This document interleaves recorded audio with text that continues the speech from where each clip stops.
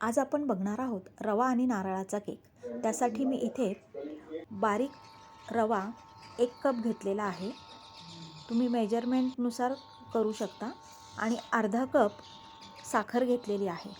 त्याच्यामध्ये थोडीशी वेलची पावडर टाकून आपण ते छान बारीक करून घेऊया। तुम्ही बघू शकाल कशी पावडर झाली आहे। आता यामध्ये आपण 1/4 कप तेल घालत आहोत। त्यानंतर 1/3 कप दही आणि दूध हे दोन्ही एकत्र करून आपण परत मिक्सरला बारीक करून घेऊया। आणि तुम्ही हे बॅटर बघू शकता कशाप्रमाणे झालेलं आहे। आणि एक 30 मिनिटासाठी आपण ते बाजूला ठेवून देऊया। 30 मिनिटानंतर तुम्ही बघू शकाल रवा छान फुललेला आहे। यामध्ये 1 कप नारळाचा चव घालत आहोत। तो सुद्धा छान मिक्स करून घेऊया। रेसिपी आवडल्यास नक्कीच लाईक शेअर कमेंट करा। आता हाफ टीस्पून बेकिंग पावडर आणि त्याच्याही अर्धी बेकिंग सोडा घालायचा आणि ते छान मिक्स करून घेऊया।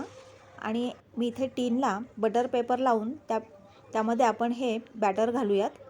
आणि वरतून थोडे काजू बदाम हे असे तुकडे करून घालूयात। आणि थोडंसं टॅप करून आपण एकसारखं करत आहोत। इथे मी प्रीहीट करायला ठेवली होती कढई।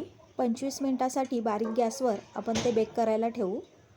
आणि त्यानंतर 25 मिनिटानंतर तुम्ही बघू शकाल हा केक छान फुललेला आहे। मी टूथपिक घालून तुम्हाला चेक करून दाखवते। कोरडी निघत आहे टूथपिक।